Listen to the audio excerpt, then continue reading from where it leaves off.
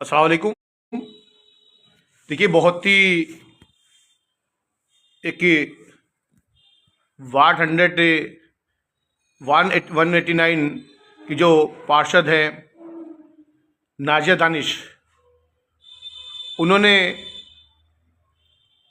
अपना ज़मीर है अवाम से गद्दारी की है। अभी सभी लोग जुड़ जाए, मैं बताता हूँ। अभी धीरे धीरे लोग जुड़ जाएं तो किस तरह से ये कांग्रेस को वोट देने का मतलब बीजेपी को वोट देना है। और ये साबित कर दिया है कांग्रेस के पार्षदों ने कि अगर उन्हें वोट दे रहे तो मतलब आप बीजेपी को वोट दे रहे हैं। धीरे धीरे जैसे लोग जुड़ेंगे उसके बाद में हम आएंगे। तो बहुत ही अफसोस के साथ अवाम के साथ जो गद्दारी की है उसके बारे में हम बताएंगे। अभी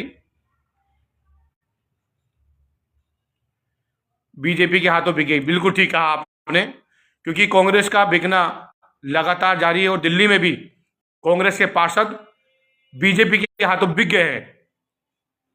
और खास करके वार्ड 189 की पार्षद नाजिया दानिश को खरीद लिया है बीजेपी ने और उन्हें एक हज कमेटी की अध्यक्ष के लाउंज में सब क्या है हज कमेटी लालच में। जी तंजीम भाई, हज कमेटी के लालच में क्या है?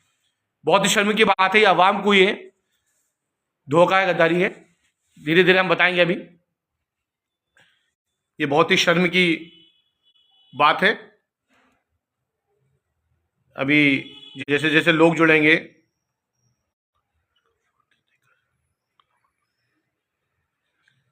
कांग्रेस को वोट देकर ओखला वालों ने सबसे बड़ी गलती की है। जी जी सलमान भाई, बिल्कुल आज उसी उसी उसी मुद्दे पे हम लोग अभी बात करेंगे। देखिए, जिस तरह से आपको मालूम है एमसीडी की वोटिंग होनी मेयर के लिए और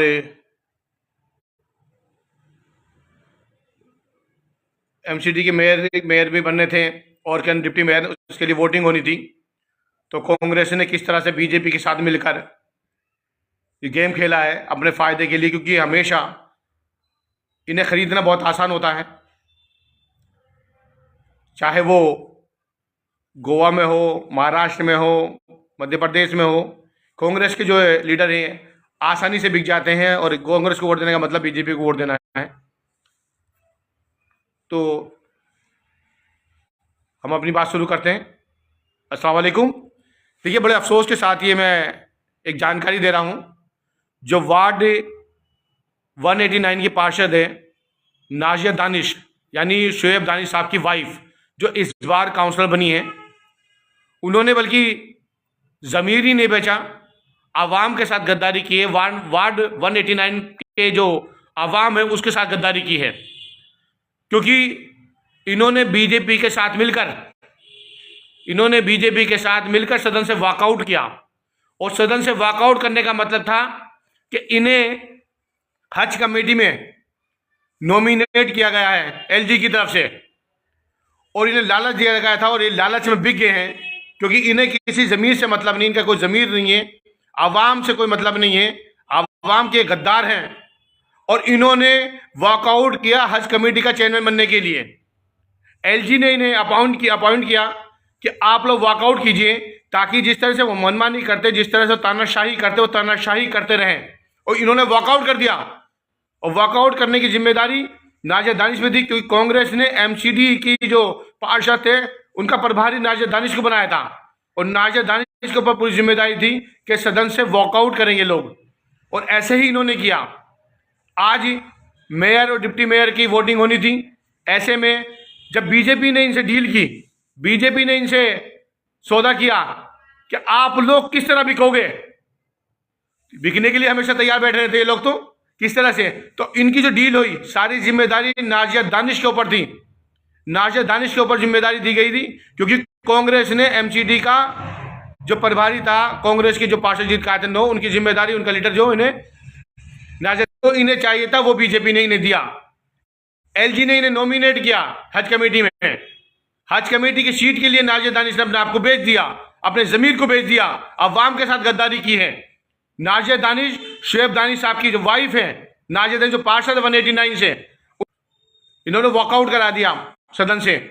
ये बहुत ही अफसोस की बात, और ये जो गद्दारी है ये वार्ड 189 के लोगों के साथ गद्दारी है, जो उस अवाम के साथ गद्दारी है जिन्होंने बीजेपी के खिलाफ वोट डाला था, जिन्होंने अपना ज़मीर ये सोचकर उसे वोट दिया था कि ये हमारे अच्छे एक लीडर हो सकती हैं, अच्छी नुमाइंदी हो सकती हैं, लेकिन आज उन्होंने गद्दारी की है। गद्दारी सिर्फ अपनी पोस्ट के लिए, अपनी सौदा कर दिया उन्होंने। यह हज कमेटी के एलजी का नॉमिनेट करने का मतलब क्या बनता है? एलजी के नॉमिनेट का मतलब यह बनता है कि आप लोगों को उन्होंने खरीद लिया है, आप लोग बीजेपी से मिल गए हैं, नाजिया दानिश साहब लोग बीजेपी से मिल गए हैं। बीजेपी से मिलने के बाद आपने वॉकआउट किया, वॉकआउट करने के बाद आपने शर्त रखी कि नॉमिनेट कीजिए हमें एलजी साहब ने आपको नॉमिनेट किया। एलजी किसका है? एलजी साहब जो है वो बीजेपी के हैं, वो बीजेपी के कहने पे काम होता है, एलजी साहब वहां पे करते हैं। आपको नॉमिनेट कर, वो नॉमिनेट करते हैं तो बीजेपी को किसी लीडर को करते हैं। आपको नॉमिनेट क्यों किया? आपकी नॉमिनेट इसलिए किया क्योंकि आपने बीजेपी का साथ दिया। आपने अगर बीजेपी कमेटी में, आपको मैं बता दूं जो अभी साथी जुड़े हैं, नाजिया दानिश 189 की जो पार्षद हैं, की पार्षद है, उन्होंने अपने जमीर को बेच दिया है, अवाम के साथ गद्दारी की है। इन्होंने सदन से वॉकआउट किया, सदन से वॉकआउट करने के बाद में, और एलजी ने इन्हें नॉमिनेट किया आज कमेटी के अंदर। क्या आप अवाम को बेवकूफ समझते हैं? अवाम ने आपको किस तरह से वोट दिया, अपना नुमाइंदा बनाया, आप बीजेपी से मिल गए, बीजेपी से मिलकर काम करें, अवाम को आप धोखा दे रहे हैं, गद्दारी कर रहे हैं आप लोग अवाम के साथ में। नाजिया दानिश आपको ऐसा नहीं करना था, आपको सच के साथ खड़ा होता। आखिर के लिए आपको लोग अवाम ने वोट दिया है, बीजेपी के खिलाफ आपको अपने वोट दिया है। आप कुछ ये समझ लीजिएगा, अगर आपको पार्षद बनाया तो इसका मतलब लोगों ने पसंद किया है, लेकिन आपने लोगों के साथ गद्दारी की, अपने मफाद के लिए गद्दारी की, अपने फायदे के लिए गद्दारी की, अपने अपनी पोस्ट के लिए गद्दारी की है, आपने अवाम के लिए गद्दारी की है, और अवाम गद्दारी को माफ नहीं करेगी। ये आपने मनमानी, आपकी तानाशाही, ये बहुत ही शर्म की बात है, बहुत ही अफसोस की बात है कि आप उनकी कठपुतली, बीजेपी की कठपुतली बनकर बीजेपी के लिए काम कर रहे हैं। आप लोग बीजेपी के लिए काम कर रहे हैं। आप लोगों ने बीजेपी का साथ दिया है, आपने सदन से वॉकआउट किया, आपके ऊपर जिम्मेदारी थी, आपको कांग्रेस ने लीडर बनाया था एमसीडी का, आप सबको वॉकआउट करा गई ताकि आप हज कमेटी में चेयरमैन बन जाए। हज कमेटी के नॉमिनेट किया है एलजी ने आपको। एलजी अगर नॉमिनेट कर रहे हैं तो बीजेपी को करते हैं, वो आपको करने का मतलब है आपने सौदा किया है, ओखला की अवाम का आपने सौदा किया है, ओखला की अवाम को आपने ओखला की अवाम से गद्दारी की है। ओखला की अवाम ने आपको इज्जत दी थी, ओखला की अवाम ने आपको बिठाया था सलाखों पर, और आपने अपने मफाद के लिए, अपनी सीट के लिए ये गद्दारी की है। आप गद्दार हैं, आप ओखला की गद्दार है, अवाम की गद्दार है। ओखला में आपने प्यार किया था, ओखला के लोगों ने आपको काउंसलर बनाया था, इन हालातों में आपको काउंसलर बनाया था अवाम ने ओखला की, कि आप जब आम आदमी पार्टी की दिल्ली में सरकार बननी थी, ऐसे में आपको प्यार दिया, लेकिन आपने पूरी अवाम के साथ गद्दारी की है, आपने धोखा किया है, आपने गद्दारी की है। ये गद्दारी माफ नहीं की जा सकती है। आप अपनी पोस्ट के लिए आपने ओखला के लोगों को, ओखला की अवाम को भेज दिया, सिर्फ अपने लालच के लिए कि आपको एक अच्छी पोस्ट मिल जाए, हज कमेटी में चले जाए। पता था हमें बीजेपी के कि आप लोग बीजेपी के आप कहने पे काम करते हैं। कांग्रेस को वोट देने का मतलब बीजेपी को वोट देना है। आप लोगों ने मजाक बना के रख दिया इलाके का, ओखला का मजाक बना के रख दिया। आपने गद्दारी की है, आपने अपनी कौम से भी गद्दारी की है, आपने ओखला के लोगों से गद्दारी की है, आपने अपने वोटर के साथ गद्दारी की है, आपने 189 की पार्षद है, आपने अपने वार्ड से गद्दारी की है, सिर्फ अपनी पोस्ट के लिए। आप हज कमेटी के चेयरमैन बनने के लिए आपने वॉकआउट कराया। एलजी ने आपको नॉमिनेट कैसे कर दिया? आपको एलजी ने नॉमिनेट करने का मतलब है आपने शर्तों के साथ में, ताकि एक अच्छी सरकार न मिल सके एमसीडी के अंदर अवाम को। एमसीडी के अंदर आम आदमी पार्टी की सरकार बननी जाती, मेयर आम आदमी पार्टी का बनना है, तो आप नहीं चाहते, आप चाहते बीजेपी को आगे बढ़ाना, आप चाहते बीजेपी का मेयर बने, बीजेपी का डिप्टी मेयर बने। इसी शर्तों के साथ आपने वॉकआउट किया सदन से, और आपने हज कमेटी में नॉमिनेट हुई, एलजी ने आपको नॉमिनेट किया है। क्यों किया है? अवाम पूछती है आपसे, क्यों नॉमिनेट किया एलजी ने आपको? तब कि वो बीजेपी का है, एलजी है, एलजी साहब जो है वो बीजेपी के हैं। तो ऐसे में आपको नॉमिनेट करने का मतलब आप बिक गए हैं, कांग्रेस के लीडर बिक गए हैं, एमसीडी के पार्षद कांग्रेस के बिक गए हैं, बिके हैं वो लोग। और शर्तों के साथ में आप लोगों ने आवाम को भेज दिया, ओखला की जनता को आपने भेज दिया। आप लोग गद्दार हैं। आपको आवाम ने प्यार दिया था, आपको जिताया था। ऐसी कंडीशन में आपको आवाम ने जिताया था जब दिल्ली के अंदर पता था कि आम आदमी पार्टी की सरकार बनने जा रही है, उसके बावजूद भी आपको जिताया 189 से। लोगों ने प्यार दिया। आपने लोगों के साथ क्या किया? आप बीजेपी से मिल गए। बीजेपी से मिलने के बाद आपने सदन से वॉकआउट कर दिया। सदन से वॉकआउट करने के बाद आपने शर्त रखी कि हमें यह चाहिए। आप बिक रहे हैं, कांग्रेस के पार्षद भी आप बिक गए हैं।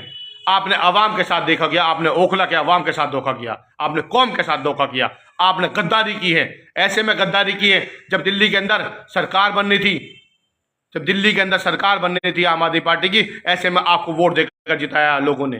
क्यों जिताया? आप पे भरोसा किया था आपसे कि आप अच्छे लीडर बन सकते हैं। लेकिन आप तो बीजेपी से मिल गए।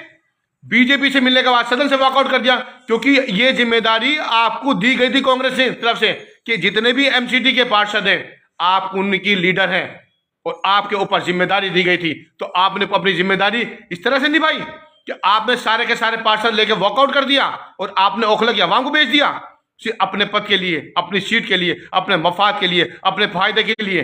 ये गद्दारी है, ये कौम के साथ गद्दारी है, ये इलाके के साथ गद्दारी है, ये पूरा ओखला के साथ गद्दारी है, वार्ड 189 के साथ गद्दारी है। गद्दार है आप लोग। नाजिया दानिश पार्षद 189 के गद्दार है आप लोग। आपने गद्दारी की है ओखला के साथ में और ये गद्दारी माफी के लायक नहीं है। और देखिएगा अभी शुरुआत है, आपके खिलाफ विरोध प्रदर्शन घेराव भी होगा, देखते जाइए आप अब, क्योंकि आपने ओखला के लोगों को भेज दिया है। आप लोगों को वोट इसलिए नहीं देता ओखला के अवाम ने कि आप गद्दारी करें। हमें नकार दिया था, आम आदमी पार्टी को यहां से इस बार से नकार दिया था। बहुत बड़े मार्जिन से आप जीत के नहीं आई है, कोई वजह नहीं होगी, लोगों ने आपको जिताया। हमें पता था ना, आपके जो पार्षद थे, आपके जो शोएब दानिश साहब थे, वो एक नंबर के नाकारा पार्षद रहे हैं। इलाके में काम नहीं किया उन्होंने कभी, लेकिन उसके बावजूद भी लगता था नाजिया दानिश बेहतर कर सकती हैं। नाजिया दानिश को वोट दिया लोगों ने और हम लोग थोड़े से मार्जिन से हम लोग आ रहे हैं आम आदमी पार्टी के, कोई बड़े मार्जिन से नहीं आ रहे, लेकिन अवाम ने आपको पसंद किया।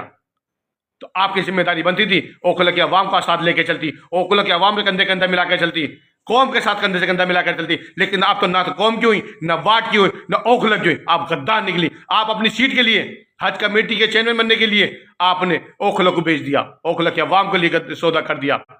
गलत बात है, ये गद्दारी है। ये ओखला के लोगों के साथ, वोटर के साथ, कौम के साथ गद्दारी है। नाजिया दानिश, आपने गद्दारी की है, आप गद्दार हैं। आपने वॉकआउट किया और एलजी ने आपको हज कमेटी में नॉमिनेट कर दिया। क्यों नॉमिनेट कर दिया? वो नॉमिनेट इसलिए किया आपको कि आप बीजेपी का साथ दें, और आपने बीजेपी का साथ दिया। हमें तो पहले से पता था कि खूनी पंजा हमेशा नुकसान देगा, और फिर नुकसान दिया। ये तुम लोगों ने ओखला के अंदर जो किया था ना पहले से ही, वो सबको अवाम को पता था, लेकिन पता नहीं ओखला की अवाम ने माफ करते हुए नाजिया दानिश साहब पे भरोसा किया था कि आप शायद अच्छी काउंसलर बनेगी, क्योंकि दानिश साहब ने तो कभी जल्दी ढंग से काम किया नहीं इलाके के अंदर। क्योंकि वो उनका दानिश साहब का जो नाम आता ना पार्षदशिप में आता था, वो नाकारा पार्षदशिप में आता था, जो कल सोया करते थे।